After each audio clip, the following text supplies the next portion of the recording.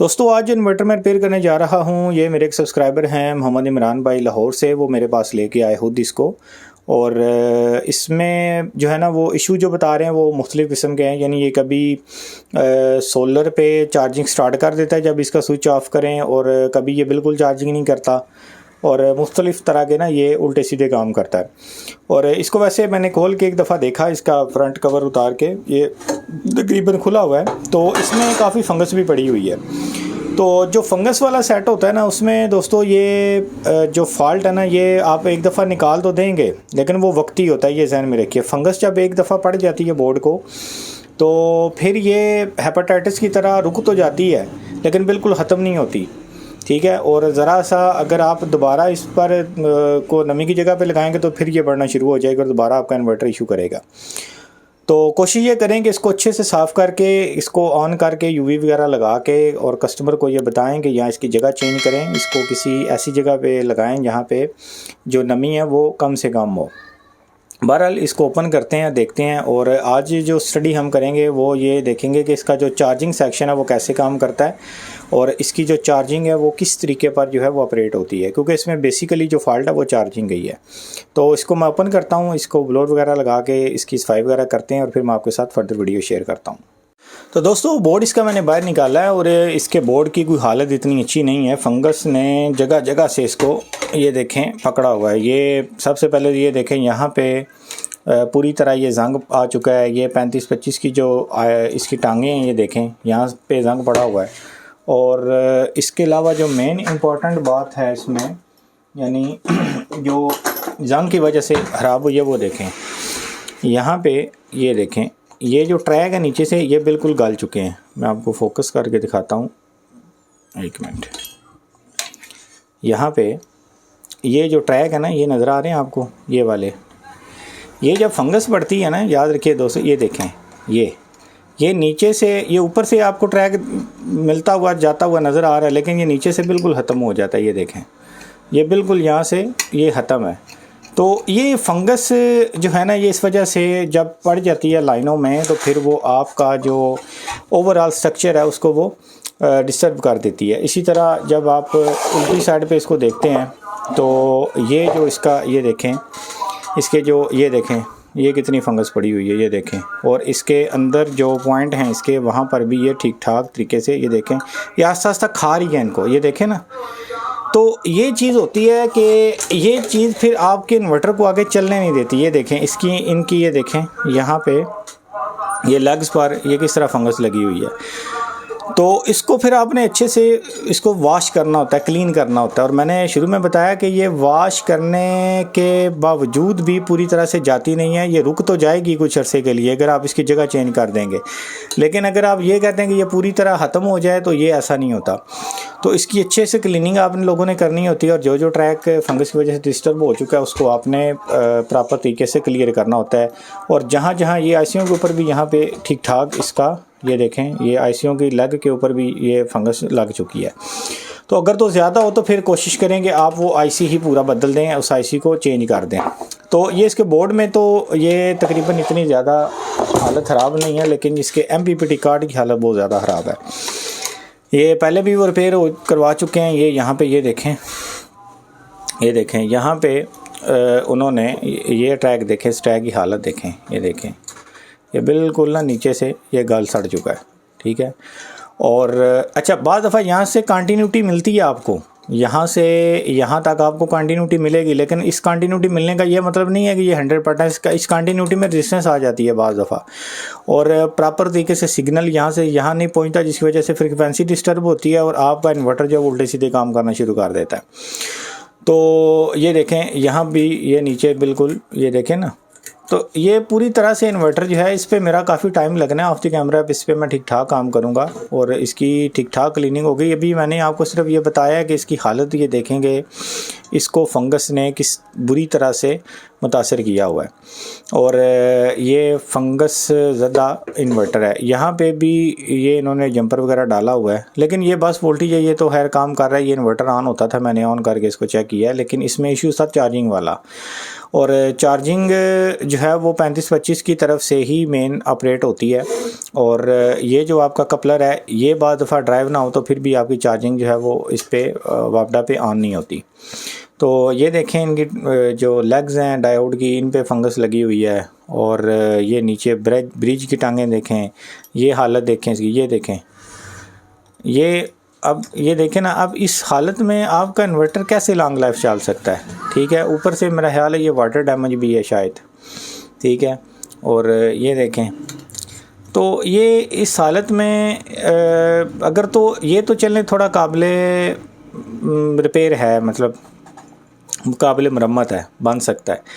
लेकिन अगर ज़्यादा इसमें फंगस लगी आपके पास दोस्तों आए, तो आप कोशिश किया करें कि वो इन्वर्टर जो है वो ना लिया करें। उससे एक तो ये होता है कि आपका वक्त ज़ाया होता है, ऊपर से कस्टमर के पैसे ज़ाया होते हैं, और वो इन्वर्टर फिर प्रॉपर तरीके से काम नहीं करता। तो उससे बेहतर है फिर आप कस्टमर को ये मशवरा दें कि मेरे भाई आप इसको आप छोड़ दें, इसकी जान छोड़ दें, और कोई नया इन्वर्टर जो है वो ख़रीद लें। क्योंकि वो बेचारा कस्टमर पैसे लगा लगा के ना वो थक जाता है। तो कारीगर जो क्या होते हैं, उनको लालच अपनी होती है, वो रिपेयरिंग के चक्कर में उसको रिपेयर करते रहते हैं। वो बेचारा करवाता रहता है रिपेयर, और उससे क्या होता है कि इन्वर्टर भी ठीक से काम नहीं करता, और उसके पैसे भी लगते हैं, और बाद में जो है वो दोनों में क्लैश भी आ जाती है। ठीक हो गया? तो इससे बचें। कस्टमर को सीधे बताएं कि यार आपने इन्वर्टर की हालत देख लें, मैं इसको क्या क्लियर करूं। अगर तो आपकी समझ में आता है कि ये इन्वर्टर कुछ अर्सा चल जाएगा रिपेयरिंग के बाद, और कस्टमर को एतमाद में लें, उसको बताएं, तो उससे फिर राय ले के आप जो है ना वो सारा काम किया करें। तो ये अब इसके MPPT पे ज़्यादा थोड़ी मेहनत करनी पड़ेगी, क्योंकि इसकी ज़्यादा हालत ख़राब है। बाकी इस पर मैं इंशाल्लाह ऑफ द कैमरा इसकी सफाई वगैरह करता हूँ, थिनर वगैरह इसको लगाता हूँ, और जितना हो सकता है इसको क्लीन करता हूँ। और क्लीन करने के बाद फिर इसका जो चार्जिंग सेक्शन है उसके ऊपर काम करते हैं, और चेक करते हैं कि ये किस वजह से चार्जिंग नहीं कर रहा था। अच्छा, हो सकता है कि क्लीनिंग करके ना इसके सारे ट्रैक वगैरह सीधे हों, तो मे भी इसकी चार्जिंग जो है वो स्टार्ट हो जाए। लेकिन चार्जिंग सेक्शन काम कैसे करता है ये मैं आपको इंशाल्लाह इस वीडियो में बताऊंगा। और थोड़ा सा आपको ज़्यादा डिटेल में तो खैर नहीं, लेकिन ये कि इतना मैं आज इस वीडियो में आपको गाइड करूंगा कि ये जो चार्जिंग है वो किस तरह काम करती है, और आपके जो 4 चार्जिंग वाले IGBT हैं वो किस तरह काम कर रहे होते हैं। तो पहले मैं इसकी सफाई करता हूँ, सफाई करने के बाद इसके जो पॉइंट वगैरह वो क्लियर करते हैं, और उसके बाद फिर मैं फर्दर वीडियो शेयर करता हूँ। तो दोस्तों, जो तवक्को थी मुझे इस पे कि मेरा इतना टाइम लगेगा, उससे ज़्यादा ये वक्त ले गया, और ठीक ठाक इस पे मैंने काम किया है। और इसका जो MPPT कार्ड है इसकी हालत ज़्यादा ख़राब थी। इसके जो यहाँ पे कनेक्शन वगैरह भाई ने किए थे वो सब मैंने उतार के ठीक किए, इसकी नीचे से बेस निकाली, और इसके अलावा ये दोनों जो लगे हुए हैं IGBT उनको चेंज किया, ये भी प्रॉपर काम नहीं कर रहे थे। और इसके अलावा यहाँ पे ये जो ट्रैक था इसको ठीक किया, ये जो ट्रैक है इसको क्लियर किया। यहाँ पे रेजिस्टेंसें ख़राब थी, ये वाली, इनको मैंने क्लियर किया, ये देखें। अच्छा, यहाँ पे ना एक बात ध्यान में रखिएगा कि आपका जो MPPT है इसमें जो ड्राइव सेक्शन होता है वो किस तरह काम करता है, इसको थोड़ा समझ लीजिए। देखें, ये आपका कपलर लगा हुआ है जो इन IGBTs को ड्राइव कर रहा है यहाँ पे। ठीक हो गया?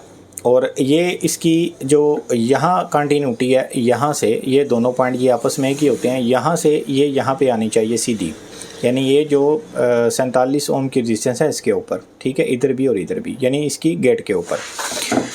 तो बाज़ दफ़ा यहाँ पे ड्राइव नहीं बनती। जैसे ही आप इन्वर्टर को ऑन करते हैं तो यहाँ पे -5 वोल्ट की ड्राइव बनती है। ठीक है, ये गेट टू सोर्स -5 वोल्ट की ड्राइव बनती है।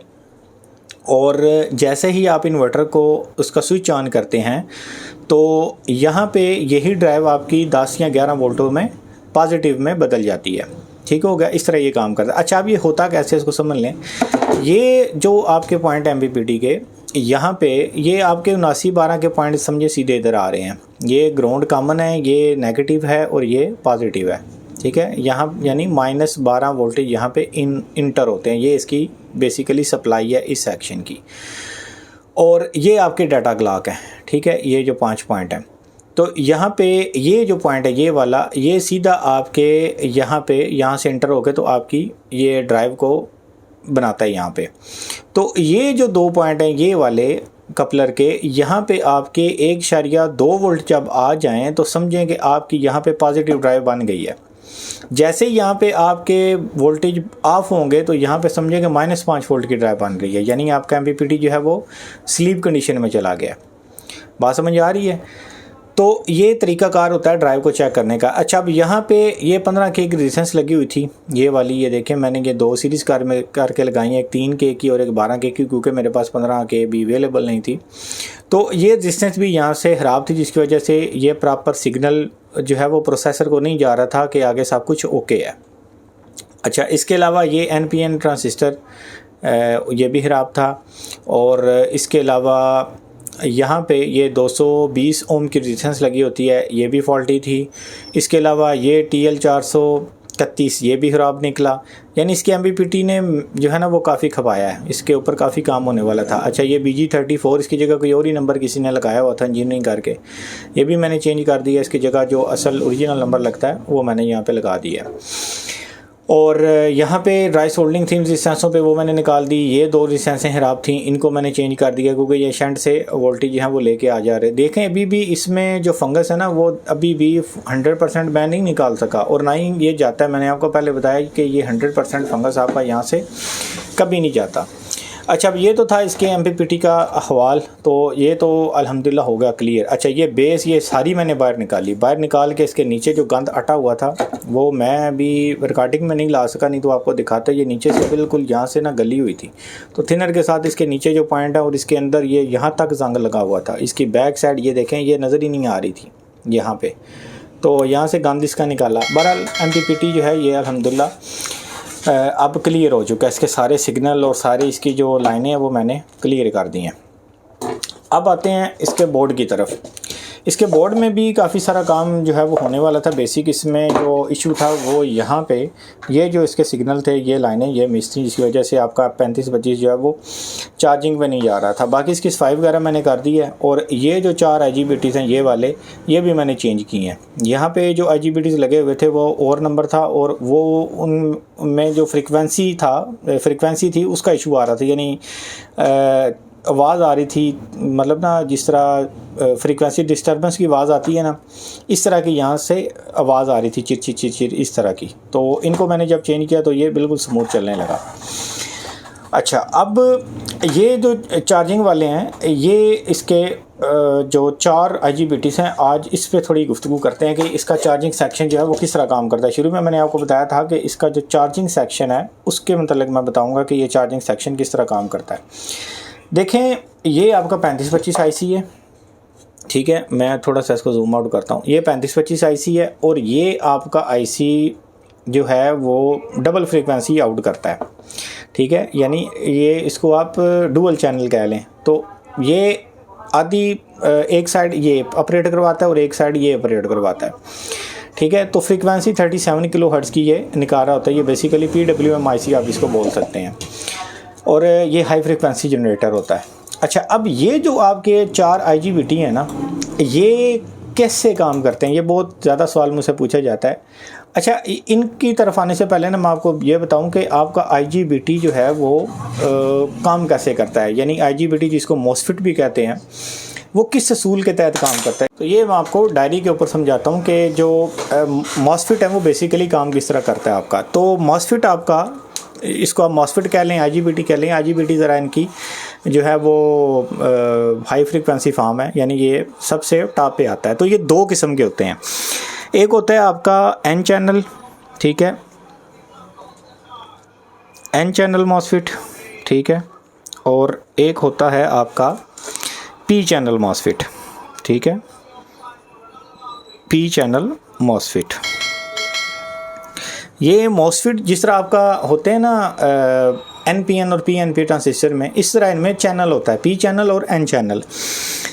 अब जो P चैनल है ना, N चैनल को सबसे पहले देखते हैं। जो N चैनल है, इसका जो इंटरनल डायग्राम होता है वो कुछ इस तरह का होता है। ये देखें, ये इसकी 3 लेग होती हैं, ठीक है, और ये कहलाती है गेट, ये होती है ड्रेन और ये होती है सोर्स। ठीक है, ये तीन इनकी लेग्स के नाम होते हैं। और इनका जो इंटरनल स्ट्रक्चर होता है वो कुछ इस तरह का होता है, यानी यहाँ पे ये और ये। ठीक है, ये अंदर ये डायोड का निशान होता है। और यहाँ पे ये जो इनका बैक साइड होती है, यहाँ पीछे जो इनका हीट सिंक होता है वो ये इसके साथ लिंक होता है, यानी ये सेंटर वाला जो ड्रेन है वो पीछे पॉइंट के साथ लिंक होती है। ठीक है, तो जब आप मीटर की प्राब्लम रखते हैं तो यहाँ पे ये ड्रेन और सोर्स इसके साथ यहाँ पे इसकी रीडिंग आनी चाहिए। ठीक है, मैं मिसाल के तौर पर आपको चेक भी करवाता हूँ।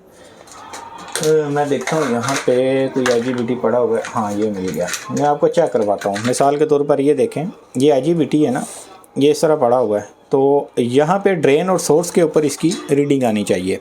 मैं आपको चेक करवाता हूँ। यानी यहाँ पे आपकी जो ब्लैक प्राब है वो इधर होगी और जो रेड है वो इधर होगी, तो आपकी रीडिंग आनी चाहिए। मिसाल के तौर पर ये देखें, मीटर को मैंने ये डायोड की रेंज पे रखा है और यहाँ पे मैंने सेंटर में जो ड्रेन वाला पॉइंट है यहाँ पे रेड ब्लैक प्राब और जो सोर्स है वहाँ पे मैंने ये प्राब रखे। तो ये देखें यहाँ पे ये रीडिंग दे रहा है।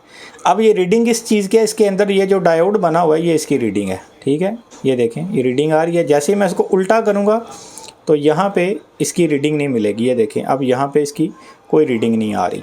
ठीक है, तो ये N चैनल मॉसफेट होता है। हमारे इन्वर्टर्स में जितने भी मॉसफेट इस्तेमाल हो रहे हैं वो सारे N चैनल मॉसफेट ही इस्तेमाल होते हैं। अच्छा, अब आगे ये जो P चैनल है इसका थोड़ा सा इंटरनल डायग्राम समझ लीजिए। ठीक है, इसकी भी शेप इस तरह होगी बिल्कुल। ठीक है, इसके भी 3 पॉइंट होंगे, ये गेट कहलाएगी, ये ड्रेन कहलाएगी और ये सोर्स कहलाएगी। लेकिन इसका जो इंटरनल स्ट्रक्चर होगा वो थोड़ा सा मुख्तलिफ होगा। वो होगा ऐसे और ऐसे यहाँ पे और ये। ठीक है, ये भी इसका भी जो सेंटर पॉइंट है वो इसकी ये पीछे हीट सिंक के साथ कनेक्ट होगा। ये देखें, यहाँ पे डायोड का एनोड कैथोड का पॉइंट इस तरह है और यहाँ पे एनोड कैथोड इस तरह है। ठीक है, ये बात समझ आ रही है। अच्छा, अब जब हम इसको चेक करेंगे तो इसकी रीडिंग होगी कि यहाँ पे ये जिस तरह हमने ब्लैक प्राब इधर रखी थी और रेड इधर रखी थी तो रीडिंग आई थी, यहाँ पे उल्टा होगा। यहाँ पे जो रेड प्राब है वो सेंटर ड्रेन में आएगी और यहाँ पे आपकी ब्लैक प्राब आएगी जिससे आपकी जो मीटर पे रीडिंग है वो शो होगी। ठीक है, तो ये P चैनल मॉसफेट की निशानी होती है। अब ये जो N चैनल और P चैनल मॉसफेट है ये काम कैसे करता है, ये एक बहुत बड़ा सवाल है, इसको समझ लीजिए। अच्छा, अब ये देखें। अच्छा, एक बात यहाँ पे मैं और बताना भूल गया कि जो N चैनल मॉसफेट होता है वहाँ पे आपका जो लोड होता है, आउटपुट होती है, वो यहाँ पे इंटर होती है सप्लाई। ठीक है, वो यहाँ पे इंटर होती है ड्रेन से और सोर्स से बाहर निकलती है। ठीक है, ये आउट। ठीक हो गया।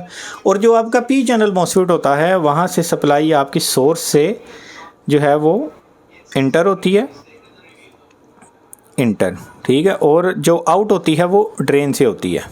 ठीक है, ये इनमें एक आपको निशानी बता रहा हूँ। यहाँ पे P चैनल में सप्लाई सोर्स से इंटर होगी और ड्रेन से निकलेगी, और N चैनल में ड्रेन से इंटर होगी और सोर्स से निकलेगी। ठीक हो गया, ये आपने फ़र्क ध्यान में रखना है।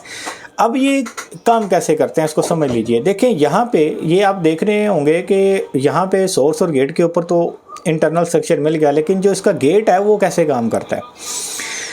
जो गेट है यहाँ पे ये बेसिकली लिंक होता है एक PWM IC के साथ। ठीक होगा, मिसाल के तौर पर ये IC है तो इसका जो गेट है वो सीधा इसके साथ लिंक होता है। ठीक हो गया, और ये बेसिकली आपकी स्विचिंग का काम करता है, यानी ये बेसिकली स्विच है। यानी इसको यूँ समझिए कि ये ड्रेन और सोर्स जो है, ये जब हम यहाँ ड्रेन से इसको वोल्टेज देंगे तो यहाँ ये सोर्स से निकलने नहीं देगा, क्योंकि अंदर जो है ये इसका जो इंटरनल स्ट्रक्चर है वो एक डायोड की तरह काम कर रहा है, तो यहाँ से ये वोल्ट निकल नहीं देगा। गेट क्या करेगा कि जैसे हम गेट को प्लस देंगे तो गेट इस पॉइंट को और इस पॉइंट को आपस में शॉर्ट कर देगा। तो जैसे ही ड्रेन और सोर्स आपस में मिलेंगी तो आपका ये जो सप्लाई है ये यहाँ से इंटर होगी और यहाँ से निकलेगी। बात समझ आ रही है। जैसे ही गेट ऑफ होगा तो ये यहाँ पे ये जो जंपर था एक किस्म का, इसको यूँ समझ लीजिए कि जंपर है, ये ऐसे ऊपर उठ जाएगा जिससे दोबारा करंट जो है वो वहाँ पे जाना ख़त्म हो जाएगा। इसी तरह जब आप यहाँ पे काम करते हैं, पी चैनल पे देखते हैं, तो पी चैनल पर भी ये जो गेट है ये बिल्कुल इसी तरह काम कर रहा होता है।